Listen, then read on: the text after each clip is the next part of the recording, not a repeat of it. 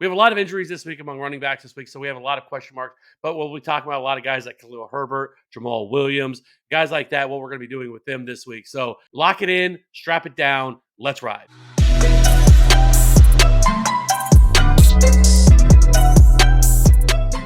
Welcome back in. Let's go ahead and jump right into it. Let's jump into our top 12 running backs for week 4. It starts off with Jonathan Taylor, Saquon Barkley, Christian McCaffrey, Nick Chubb, Austin Eckler, Derrick Henry, Najee Harris, Leonard Fournette, Joe Mixon, Alvin Kamara, Aaron Jones, and Dalvin Cook.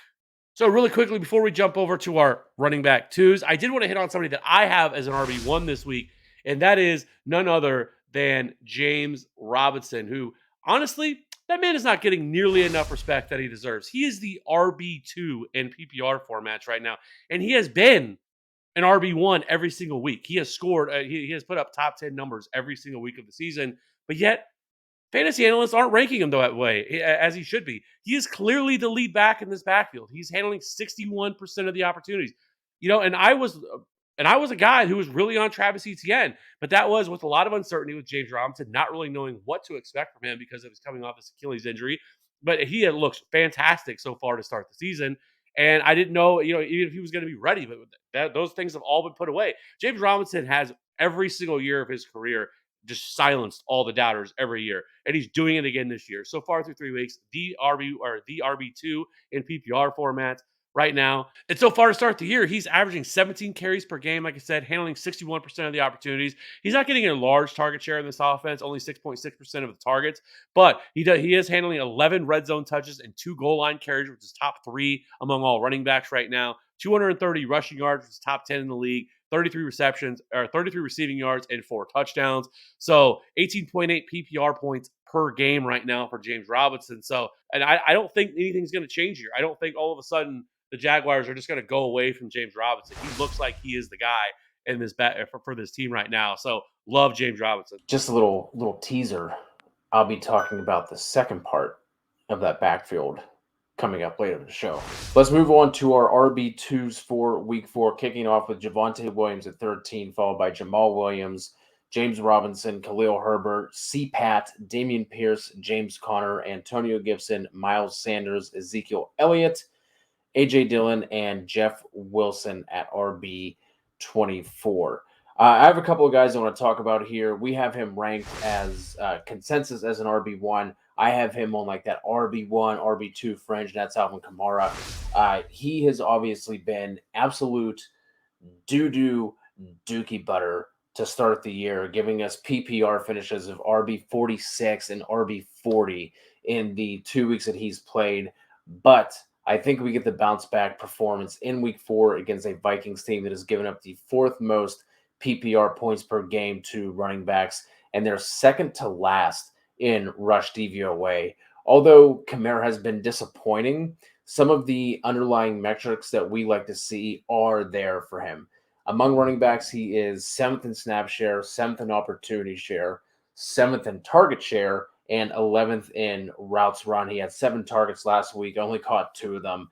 I think that bounce back performance is coming this week. And the other guy to talk about here is someone that you were all about last year, Kev, Rashad Penny. He gets a tasty matchup against a Detroit Lions team who have given up the most PPR points per game to opposing backs. They're 24th in rush DVOA, defensive adjusted line yards, and stuff rank. And then on top of that, they also rank 28th in second level yards, meaning they let up big chunk plays to running backs. And we know that's where Penny really made his hay last year, ripping off some of those long runs and putting up a bunch of yards. So I do like Rashad Penny to give us a solid RB2 performance this week, even with Kenneth Walker mixing in. Obviously, we're getting the passing work to DJ Dallas, but I'm not really worried about that in this matchup. Kev, who do you like among these RB2s for week 4? Yeah, I'm going to talk about Khalil Herbert, who is a guy that's all offseason. I kept telling people, you need to have on your team. You need to have on your team because, one, I always thought that he had standalone value anyways. I didn't think he was just a pure handcuff to David Montgomery. We knew that David Montgomery wasn't going to handle as much of the opportunities that he had in years past. And that's kind of what we've seen a little bit. He did have the 1 week where he did handle a lot more of the opportunities. But now David Montgomery is nursing an injury. We don't know if he's going to play this week. And so right now, I am operating under the assumption that he's not going to play. And I think that makes Khalil Herbert, he's a borderline RB1 this week in this matchup against the Giants. The Giants are very bad against the run.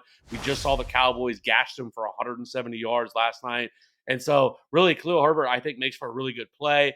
Right now, I mean, we know he is super explosive right now. And on the season, he's only handled 43% of the opportunities. We saw in the second half last week in the game they played, he handled 92% of the opportunities in the second half once David Montgomery went down. And I think he's really going to be the man in this backfield. He has 8 red zone touches, 4 goal line carries. He has 240 rushing yards and 3 touchdowns.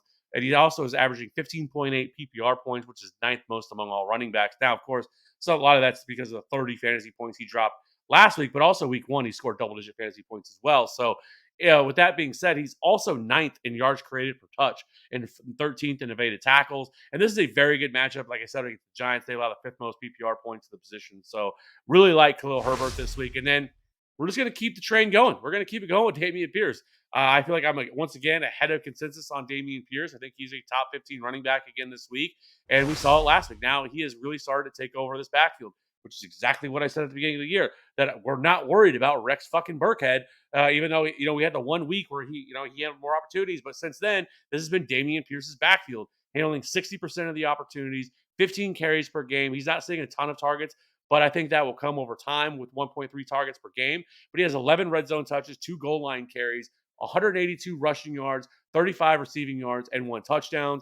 And so I just think he is a very good option. I guess I get this is in a great matchup against the Chargers, but the Chargers' run defense, once again, is a little bit of a liability. And so I'm not all that concerned with Dameon Pierce. And there's going to be some question marks with this Chargers offense. You have Justin Herbert, who is banged up, dealing with his rib cartilage injury. Austin Eckler hasn't really looked the same this year. And now they just had a massive injury to Rashawn Slater, who might be out for the entire season. And that is going to be a massive blow. This isn't a team with a ton of depth. And so I don't know. Well, it's going to be interesting to see how this plays out for this offense. Not that I expect the Texans to beat the Chargers. I don't think Lightning is going to strike twice. They're going to lose to 2 not great teams, although I think the Jaguars are way better than the Texans. But I'm not expecting that. But I do think Dameon Pierce is going to be the guy, and he's going to be the guy for the rest of the season. So I really like Dameon Pierce again this week to bounce back in a big way. So let's go. All right. So that being said, Cody, why don't you hit us with a little bit of a guy outside the top 24 that you're kind of excited about this? Yeah, like I talked about after your James Robinson spiel, I'm going to Travis Etienne as someone outside of the top 24. I really like him as an RB3 flex level play this week, and that's really what he's given us all year.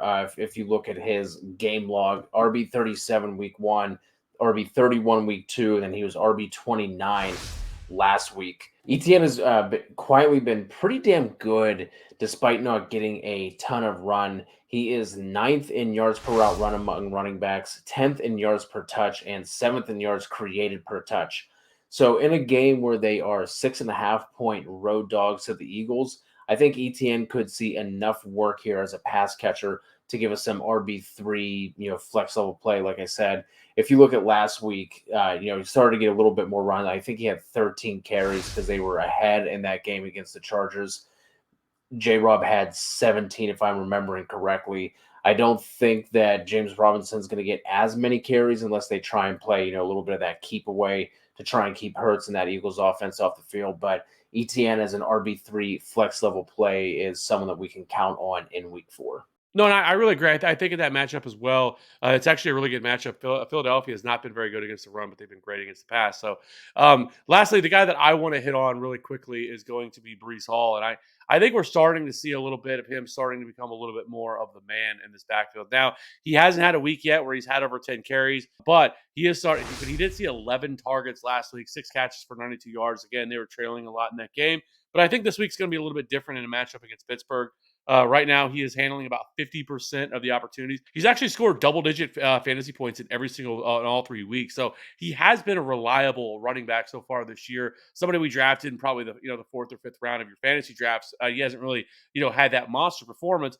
However, he's still been useful every single week that he's played. And so I do like this matchup against Pittsburgh. It's going to be a matchup they're going to be much more involved in. And so I do like Breece Hall quite a bit. He's actually 7th in yards created per touch, 10th in yards per route run. So he's been fantastic so far to start the year.